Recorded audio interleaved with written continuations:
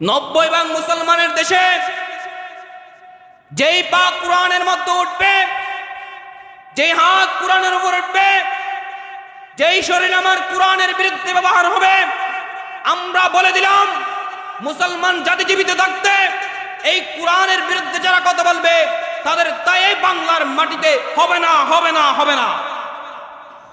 আল কাবীর Islamic TV, সত্যের সন্ধানে। আজকে আমাদের কোরআনকে প্রকাশ্যভাবে অবমাননা করা হয়। ফ্রান্সের মধ্যে কিছুদিন আগে দেখলাম আমার মুহাম্মদ আরবি সাল্লাল্লাহু আলাইহি ওয়াসাল্লামকে নিয়ে কটূক্তি করেছিল। কিছুদিন পর দেখা যায় আমার আল্লাহকে নিয়ে তারা কটূক্তি করে। কিছুদিন পর দেখা যায় তারা আমাদের এই কোরআনকে নিয়ে, আমাদের প্রাণ, আমাদের জানকে নিয়ে তারা কটূক্তি করে। কিন্তু আমরা মুসলমানরা তাদের জবাব ঠিক মতো দিতে পারি না, শুধুমাত্র একটাই কারণ, আজকে আমরা ওমরের উত্তর শুরু হয়ে, খালিদ বিন ওয়ালিদের উত্তর শুরু হয়ে, বাঘের সন্তান হয়ে, সিংহ পুরুষের সন্তান হয়ে বিড়ালের মতো বসবাস করতেছি। সেজন্য তারা আজকে আমাদের ধর্মকে নিয়ে, আমার আল্লাহকে নিয়ে, এই কোরআনকে নিয়ে অপমান করার সাহস তারা পাচ্ছে, ঠিক কিনা? তোমরা যদি একবার যদি গর্জে উঠতে পারো, খালিদ বিন ওয়ালিদের মতো যদি গর্জে উঠতে পারো, হযরত আলীর মতো যদি গর্জে উঠতে পারো, এই মুসলমানরা যদি সত্যের পতাকা যদি উত্তোলন করতে পারে, সমস্ত বিশ্ব থেকে নাস্তিক কুলাঙ্গাররা ইসলামের জয়যুক্তি রেখে পালাতে বাধ্য হবে, ঠিক কিনা? আজকে দেখলাম প্রকাশ্য নর্থ সাউথ বিশ্ববিদ্যালয়ের মধ্যে আমার কোরআনকে বর্ণনা করা হচ্ছে, আবার দাবি করছে কি সেই নাকি মাতাল হয়ে গেছে, যাতে তাল তালে মাতাল। কোরআনের পৃষ্ঠাগুলো এইভাবে চিরে চিরে সে প্রকাশ্যে ফেলতেছে, তার উপর আবার পা দিয়ে অবমাননা করতেছে, তাও আবার মোবাইলে ধারণ করে এটা পাবলিকলি পেশ করতেছে। সম্মানিত উপস্থিতি, এখানে একটা বুঝার বিষয় আছে, খেয়াল করেন।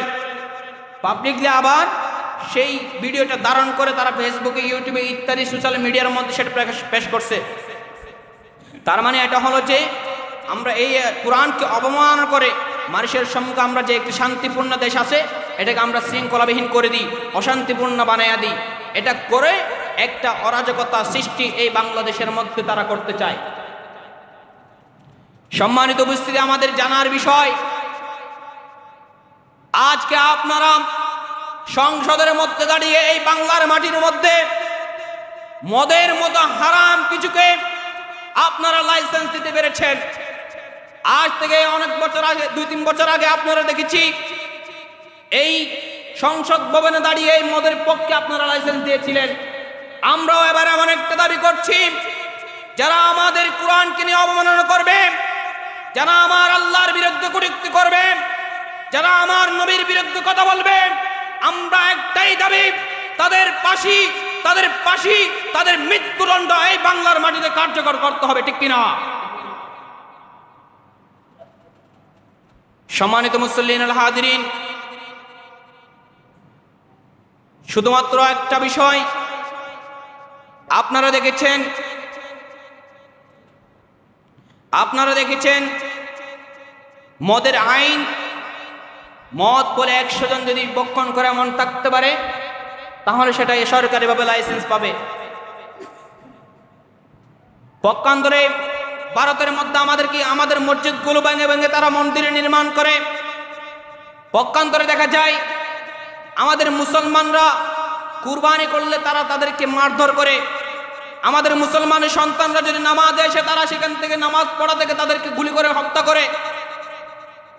আজকে সারা বিশ্বের মধ্যে মুসলমানকে নির্যাতন করতেছে, কিন্তু মানবাধিকার যে পরিষদ যে আমাদের সম্মুখে উপস্থাপন করা হয়, কিন্তু তখন তাদেরকে তারা কিছু বলে না।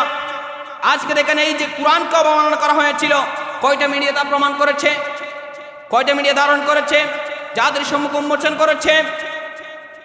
কিন্তু আজকে আপনি একটা মন্দিরে গিয়ে হামলা করে দেখেন, সমস্ত মিডিয়াগুলো আপনার পক্ষ না, আপনার বিপক্ষ হয়ে, ইসলামের বিপক্ষ হয়ে জাতির সম্মুখে আপনাকে দোষী প্রমাণ করবে। কিন্তু ইসলামের পক্ষে একটা মিডিয়াও আজকে, এই যে বড় বড় যে মিডিয়াগুলো আছে, আন্তর্জাতিক মিডিয়াগুলো, একটাও ইসলামের পক্ষ হয়ে কাজ করে নাই। এটা আমাদের উপর একটা বৈষম্য করা হয়েছে, মুসলমানদের উপর বৈষম্য করা হয়েছে, এই কোরআনের উপর বৈষম্য করা হয়েছে। 90 মুসলমানের দেশে যেই পা কোরআনের মধ্যে উঠবে, যেই হাত কোরআনের উপর উঠবে, যেই শরীর আমার কোরআনের বিরুদ্ধে ব্যবহার হবে, আমরা বলে দিলাম মুসলমান জাতি জীবিত থাকতে এই কোরআনের বিরুদ্ধে যারা কথা বলবে তাদের তাই এই বাংলার মাটিতে হবে না, হবে না, হবে না। সম্মানিত উপস্থিতি, আপনি যেমনই ভাবে বসবাস করছেন, আপনার সন্তানকে যেমন আপনার রক্ষা করা ফরজ, আপনার সন্তানের অসুস্থ হলে যেমন আপনি সহ্য করতে পারেন না, ঠিক তদরূপ আপনার ঈমান হলো এই কোরআনের বিরুদ্ধে কথা বললে, এই কোরআনকে অবমাননা করলে আপনি সেটার দায়িত্ব নিয়ে আপনার কথা বলতে হবে। এই কোরআনের বিপক্ষে যখনই কিছু হয়েছে আপনার কথা বলতে হবে। আল্লাহ তাআলা আমাদেরকে বুঝার এবং আমল করার প্রত্যেককে তৌফিক দান করে, সকলে বলে আমিন। সম্মানিত উপস্থিতি, একটা বিষয় আমরা ক্লিয়ার করি। আজকে আমি আপনি এখানে এসেছি আল্লাহর একটা বিধান নামাজ পড়ার জন্য।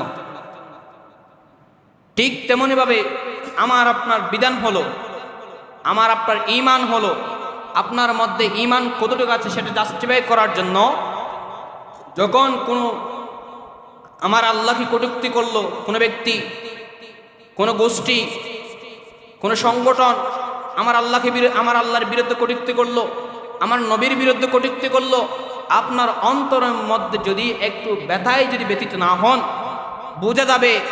বোঝা যাবে আপনার ঈমানের মধ্যে ঘাটতি রয়েছে।